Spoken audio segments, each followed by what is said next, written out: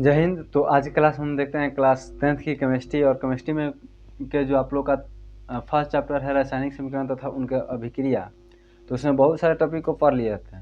ठीक, एक आप लोग का छूटा हुआ था रासायनिक समीकरण। तो रासायनिक समीकरण को हम लिख रहे हैं। ठीक, और रासायनिक समीकरण क्या है उसे आप लोग बहुत अच्छी तरह समझिएगा। उसे लाभ क्या है लिखने से ये भी बताएंगे, और लिखने के उपाय भी क्या है।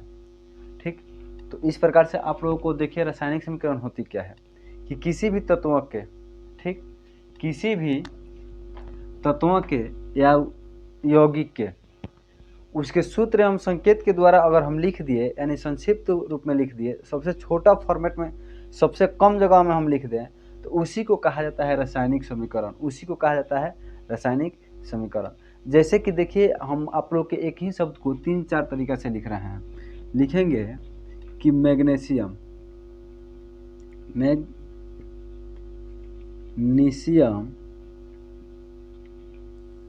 मैग्नीशियम को वायु के उपस्थिति में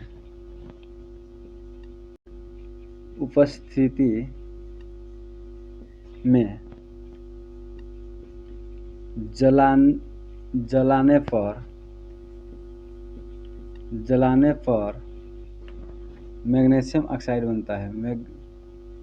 मैग्नीशियम ऑक्साइड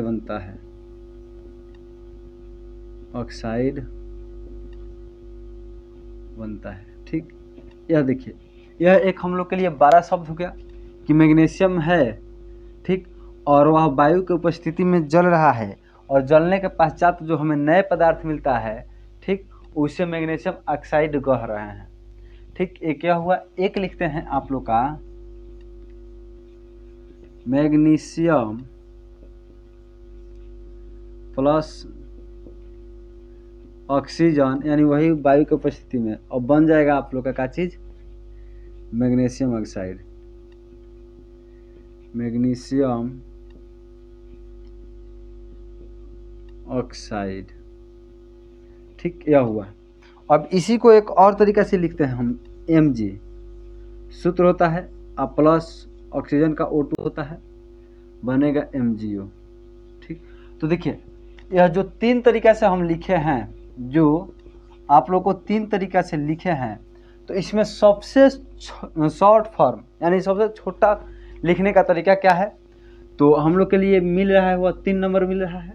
सबसे शॉर्ट फॉर्मेट में यही है कि मैग्नीशियम, देखिए लिखा हुआ है यहाँ पर, मैग्नीशियम को वायु की उपस्थिति में जलाने पर मैग्नीशियम ऑक्साइड बनता है। यहाँ लिखे हैं आप लोग को मैग्नीशियम प्लस ऑक्सीजन, तीर के निशान आप लोग को बता दिए मैग्नीशियम ऑक्साइड। अब देखिए किसी भी रासायनिक समीकरण में या रासायनिक अभिक्रिया में जो तीर होता है, जो तीर के निशान होता है, वह आखिर इसका भूमिका क्या होती है, तो तीर हमें बताता है कि यह जो अभिक्रिया हुई है, यह समीकरण जो 2 पदार्थ यहाँ मिला, और यह अभिक्रिया किस दिशा से किस दिशा में हो रही है। ठीक, यह आप लोग को आगे बता चुके हैं। अब इसी को देखिए सबसे शॉर्ट फॉर्मेट में लिखे हैं, सबसे छोटा फॉर्मेट में यहाँ लिख दिया है। देखिए यहाँ मैग्नीशियम के क्या लिख दिए, सूत्र लिख दिए, यह मैग्नीशियम तत्व है इसका सूत्र लिख दिया, ऑक्सीजन तत्व है इसका सूत्र लिख दिए, और मैग्नीशियम ऑक्साइड हमें एक यौगिक के प्राप्त हो गया, एक पदार्थ की प्राप्त हुई। ठीक, तो इसे कहते हैं हम रासायनिक समीकरण। तो किसी भी तत्व या संकेत, किसी भी तत्व या यौगिक को उसके सूत्र एवं संकेत के रूप में लिखने के प्रक्रिया को ही हम समीकरण कहते हैं। देखिए आप लोग का समीकरण को परिभाषित कैसे कर रहे हैं, किसी भी तत्व या यौगिक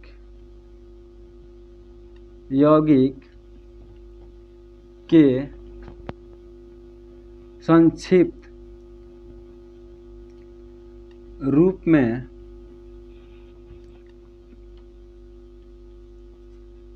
लिखने के प्रक्रिया को ही समीकरण कहते हैं, वही रासायनिक समीकरण कहते हैं। यहाँ आप लोग को लिखिए देते हैं, चलिए, ईरा का मतलब रासायनिक समीकरण कहते हैं। ठीक, अब देखिए इसका सबसे फॉर्मेट में लिख दिया, तो किसी भी तत्व या यौगिक के संक्षिप्त रूप में लिखने के प्रक्रिया को ही रासायनिक समीकरण कहते हैं। यहाँ हम देखिए लिख दिए, या ये भी बोल सकते हैं कि किसी तत्व या यौगिक के उनके संकेत एवं सूत्र के द्वारा लिखना ही रासायनिक समीकरण कहलाता है। ठीक, यह आप लोग का हुआ।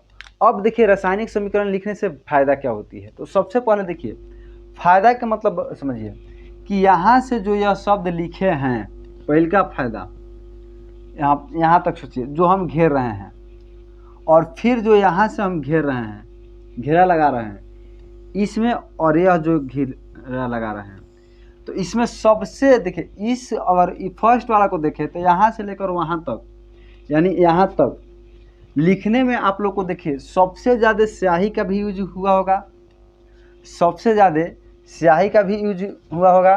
तो देखिए एक नंबर में फ़ायदा क्या है, लाभ क्या है रासायनिक समीकरण को लिखने से। फर्स्ट में लाभ लिख देते हैं, लाभ क्या है। तो देखिए एक में फ़ायदा क्या है कि हमें समय का बचत होगा, समय का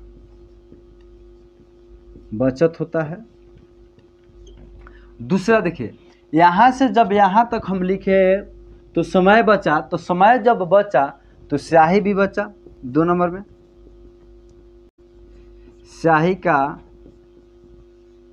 स्याही कोमा जगह भी लिख देते हैं, जगह यानी पाना का भी बचत होता है, बचत होता है। अब देखिए यहाँ तक, देखिए पहले इस भाषा को देखिए, यहाँ से यहाँ तक लिखे तो इसमें ज़्यादा समय भी लगा, ज़्यादा स्याही भी लगा और ज़्यादा जगह भी लगा। लेकिन जैसे इस 2 नंबर को देखिए तो इस जो फर्स्ट है इससे थोड़ा कम समय लगा इसमें और कम जगह, लेकिन सबसे दोनों से कम टाइम में लिखे। ये 3 नंबर सबसे कम टाइम में लिखे और जगह का भी बचत बहुत ज़्यादा हुआ और स्याही का भी बचत बहुत ज़्यादा हुआ। तो वही लिखे फर्स्ट में। देखिए फर्स्ट में हम इसी से पकड़े कि हमारे पास समय का बचत भी हुआ और स्याही पाना का भी बचत होता है। ठीक, अब आगे देखते हैं होता क्या है, इसके बारे में सोचते हैं कि जो हम लोग के लिए रासायनिक समीकरण लिखने की अनुमति इस प्रकार से मिली कि हम लोग के जो वर्ल्ड है, यह जो हम लोग के दुनिया है, जो आप लोग को बोलचाल के भाषा में बोलते हैं, इसमें अलग अलग देशों में अलग अलग भाषाएं बोली जाती है। जैसे इंडिया है तो इंडिया के लोग हिंदी बोलते हैं, अलग कंट्री में चले जाए तो वहाँ इंग्लिश बोला जाता है, और बांग्लादेश में चले जाइए वहाँ बंगाली, माने अलग अलग बोला जाता है। तो इससे क्या होती थी कि जो भी वैज्ञानिक थे, और इस सभी को देखिएगा किसी भी पूरे वर्ल्ड के लिए एक इंटरनेशनल लेवल पे के कुछ प्रयोगशालाएं होती है, कुछ अलग अलग चीज़ें होती है। तो वह इंटरनेशनल लेवल के जैसे जांच बैठती है कि जो हमारे यहाँ दवा बनना है, जिसे आप लोग कहते हैं WHO। तो मान लीजिए जो WHO होता है, ठीक, तो उसमें ले जाने के पश्चात हम हिंदी में लिख कर लेकर जाएँ, ठीक, और कोई इंग्लिश में लिख कर लेकर आए, अलग अलग देश वाला अलग अलग भाषा लिख कर, तो उस समय बहुत ज़्यादा कठिनाइयाँ होती थी पहचानने में कि यह क्या लिखा गया है, क्या नहीं लिखा गया है। तो इसी को ध्यान में रखते हुए बताया गया कि एक जो तत्व होगी या यौगिक होगा, उस सभी को एक आप लोग का संकेत होगा, एक सूत्र होगा जो यह पूरे वर्ल्ड में चलेगा। तो उस प्रकार से आप लोग का क्या हुआ कि अब इस प्रकार से हम लिखेंगे तो सभी देशों के वैज्ञानिक का भी क्या चल जाएगा, पहचान में आ जाएगा। ठीक, तो सभी देश का वैज्ञानिक आसानी से समझ पाएंगे, आसानी से समझ पाएंगे। ठीक, यहाँ आप लोग का 4 गो हो गया। ठीक, तो यह हुआ। अब देखिए, अब देखते हैं कि रासायनिक समीकरण जो होती है वह कितने प्रकार के होते हैं।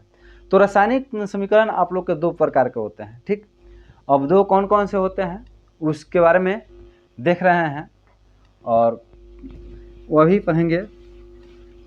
देखिए, तो यह आप लोग का हुआ कि रासायनिक समीकरण किसी तत्व या यौगिक के उसके संकेत एवं सूत्र के रूप में लिखना ही रासायनिक समीकरण कहलाता है। अब रासायनिक समीकरण लिखने से फ़ायदा क्या होता है, तो आप देखें कि जो फर्स्ट होता है, ठीक। तो उसमें आप लोग का पाना के बचत होगा, स्याही के बचत होगा, दूसरा आप लोग का स्याही का बचत, पाना का बचत और समय का बचत, और साथ साथ पूरे वर्ल्ड के लोग यानी पूरे देश के वैज्ञानिक आसानी तरीके से समझ पाएंगे। अब देखिए हम लोग देख कर रहे हैं रासायनिक समीकरण दो प्रकार की होती है। एक तो संतुलित होता है, संतुलित रासायनिक समीकरण,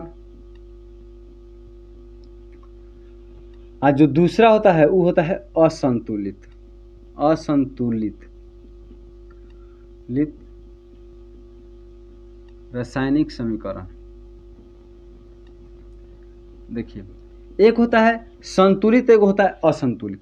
संतुलित और असंतुलित, तो देखिएगा संतुलित का मतलब होता है कि हम किसी भी दो पदार्थ को या किसी भी दो व्यक्ति के दो जगह हिस्सा लगाएं। देखिए जैसे मान लीजिए कि एक यह हमारे पास कोई पदार्थ है, ठीक, मान लीजिए कि यह कोई व्यक्ति है और इनके इस व्यक्ति के जो पुत्र है वो मान लीजिए दो गो है, ए और बी है, तो इसमें से यह हिस्सा लगाना चाहता है, ठीक। तो इस प्रकार से हिस्सा लगाया कि दोनों को 50% मिल जाए, यानी दोनों के हिस्सा जो होगा वह आपस में बराबर हो जाए, तब कहेंगे कि ए और बी संतुष्ट है। अगर नहीं है तो कहेंगे असंतुष्ट है। तो संतुष्ट का ही कहते हैं संतुलित। तो संतुलित अब करेंगे कैसे, तो देखिएगा होता क्या है और संतुलित समीकरण होती क्या है। देखिए मान लीजिए कि हम लोग का ए है कोई पदार्थ और एक पदार्थ बी है, तीर के निशान देंगे, इधर बनेगा ए बी, बन गया। तो देखिए तो यह जो होता है तो इसे कहते हैं, देखिए ये दोनों आप लोग का रासायनिक समीकरण में भाग लिया, तो इसे कहते हैं अभिकारक, अभिकारक कहते हैं, अभिकारक। और यह जो होता है इसे कहते हैं उत्पाद या प्रतिफल। तो देखिए प्रतिफल, तो रासायनिक अभिक्रिया में भाग लेने वाले पदार्थ अभिकारक कहलाता है, और जो इसके पश्चात जो पदार्थ बनता है उसे उत्पाद या प्रतिफल कहते हैं। तो देखिए हम क्या समझा रहे थे, उस पॉइंट को देख रहे हैं कि संतुलित रासायनिक समीकरण। तो देखिए हम लोग के लिए यह पदार्थ है और यह अभिकारक है, ठीक, और यह तीर के निशान जो है उसके बाद एक पदार्थ जो हमें बना हुआ है यह है उत्पाद या प्रतिफल। तो जो पदार्थ हमें उत्पाद या प्रतिफल बना हुआ है, ठीक, तो ये दोनों के मान लीजिए यह तत्व है, तो इसमें भी तो अलग अलग तत्व है, दोनों ए और बी है, तो ये दोनों के परमाणुओं की संख्या जब आपस में समान हो जाएगा, क्या चीज़, सुनिए गौर से, परमाणुओं की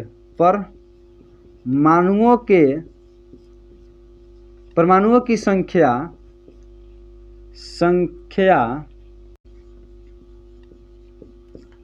आपस में बराबर होगा, ठीक। तो देखिए क्या कहेंगे कि तीर के, देखिए इसे कहते हैं, देखिए क्या है, यह हमारा बायां है, बायां पक्ष आया होता है दायां पक्ष। तो तीर के बायां पक्ष और दायां पक्ष के तत्वों के परमाणु जो होता है, परमाणुओं की संख्या आपस में बराबर हो जाए, तो इस प्रकार के समीकरण को कहते हैं संतुलित रासायनिक समीकरण। क्या सुने कि तीर के दोनों ओर के तत्वों के परमाणुओं की संख्या आपस में बराबर हो जाए तो उसे कहते हैं संतुलित रासायनिक समीकरण। आज जब तीर के दोनों ओर के परमाणुओं की संख्या आपस में बराबर नहीं होगा उसे कहते हैं असंतुलित समीकरण, उसे कहते हैं असंतुलित समीकरण। जैसे में देखिए मान लीजिए वही वाला लेते हैं, मैग्नीशियम प्लस O2, तीर के निशान हम लोग के लिए बनेगा MgO, ठीक। तो MgO जो बन गया, जो हम लोग के लिए MgO बना, तो देखिए ना, अब गिनवा देते हैं, इसका परमाणु 1 है, इसका परमाणु 2 है, मैग्नीशियम का परमाणु आप लोग का 1 है और मैग्नीशियम के परमाणु ऑक्सीजन के परमाणु आप लोग का 2 है। यहाँ देखिए मैग्नीशियम के जो आप लोग का परमाणु है 1 है और ऑक्सीजन के परमाणु 2 है, ठीक।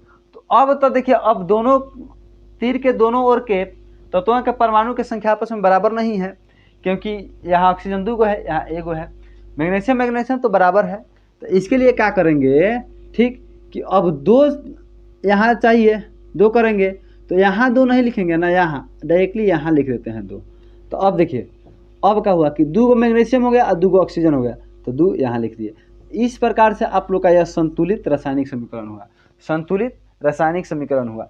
एक और देखते हैं H2 प्लस O2, तीर के निशान होता है H2O, H2O। तो देखिए ऑक्सीजन, हाइड्रोजन दूगो, ऑक्सीजन दूगो, इधर हाइड्रोजन दूगो, ऑक्सीजन एगो, तो यहाँ 2 से गुना करेंगे, फिर यहाँ 2 से गुना कर लेते हैं। तो ये सब संतुलित रासायनिक समीकरण होता है। ठीक, तो संतुलित रासायनिक समीकरण किसे कहेंगे? तो तीर के दोनों ओर के परमाणुओं की संख्या आपस में, तीर के दोनों ओर के तत्वों के परमाणुओं की संख्या आपस में बराबर होता है। देखिए लिख देते हैं, संतुलित रासायनिक समीकरण किसे कहते हैं? तो है तो लिखे तो है नहीं है, तीर के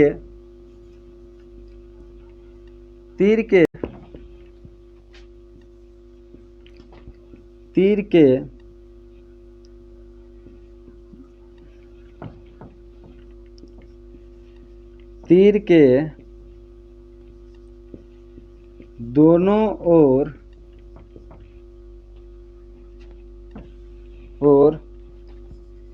के तत्वों के परमाणु संख्या आपस में समान होती है,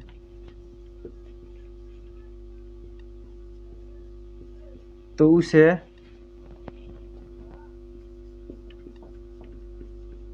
परमाणु संख्या कहते हैं, उसे परमाणु संख्या कहते हैं, उसे परमाणु संख्या कहते हैं। तो देखिए यह हम लोग के लिए हुआ दोनों। अब नहीं कहते हैं किसे? तो तीर के दोनों ओर के परमाणुओं की संख्या जब आपस में, तो इसे तीर के दोनों ओर के तत्वों के परमाणु की संख्या जब आपस में समान नहीं होती है, उसे कहते हैं असंतुलित रासायनिक समीकरण। ठीक, असंतुलित के लिए क्या होगा? यहाँ से 2 मिनट का देंगे, हो गया, बाकी तो आप देख ही रहे हैं। अब देखिए पूछता क्या है क्वेश्चन कि जो रासायनिक समीकरण होता है तो उसे संतुलित क्यों करते हैं? जो रासायनिक समीकरण है तो उसे संतुलित करना क्यों जरूरी होता है, और जिस विधि से संतुलित करते हैं उस विधि को क्या कहते हैं? तो हम लोग क्लास 9th के थोड़ा सा कंसेप्ट को देखते हैं। क्लास 9th में हम लोग पढ़े होंगे परमाणु द्रव्यमान संरक्षण, परमाणु द्रव्यमान संरक्षण। तो परमाणु द्रव्यमान संरक्षण कहता है कि देखिए आप किसी भी अभिक्रिया में, आप कोई भी अभिक्रिया कराइए या किसी भी अभिक्रिया में आप परमाणु द्रव्यमान को नहीं उत्सर्जित कर सकते हैं, यानी कि न उत्पन्न कर सकते हैं और नहीं नष्ट कर सकते हैं। ठीक, कहता है देखिए क्यों जरूरी होता है? कहता है परमाणु द्रव्यमान संरक्षण सिद्धांत कि किसी भी रासायनिक अभिक्रिया में परमाणु द्रव्यमान को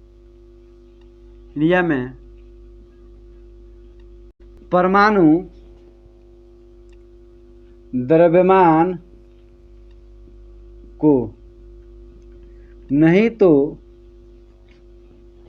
उत्पन्न किया जाता है और नहीं नष्ट किया जाता है।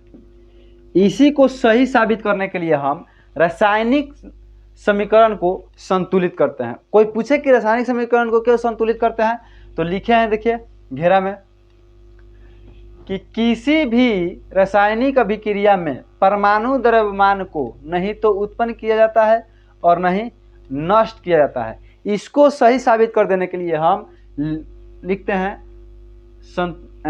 इसी को सही साबित करने के लिए हम संतुलित रासायनिक समीकरण लिखते हैं, यानी किसी भी रासायनिक समीकरण को हम संतुलित करते हैं। और जिस विधि से हम इसको संतुलित करते हैं उस विधि को कहते हैं, जिस विधि से हम इसको संतुलित करते हैं उस विधि को कहते हैं heat and trial. Heat and trial method के कारण हम रासायनिक समीकरण को संतुलित करते हैं। ठीक, तो आप लोग का यह रहा क्लास 10th के रासायनिक समीकरण। ठीक, और कल आप लोग को NCERT के जो क्वेश्चन होगा लाइन बाय लाइन उसको लाइन बाय लाइन हम पढ़ाएंगे और सॉल्व कराएंगे। ठीक, तो आप लोग बने रहिए अगले वीडियो के लिए, और चैनल को सब्सक्राइब, शेयर, कमेंट और लाइक करें, क्योंकि आपका एक लाइक हमें काफ़ी मनोबल को बढ़ाएगा। तो आज के लिए इतना ही। जय हिंद, जय भारत।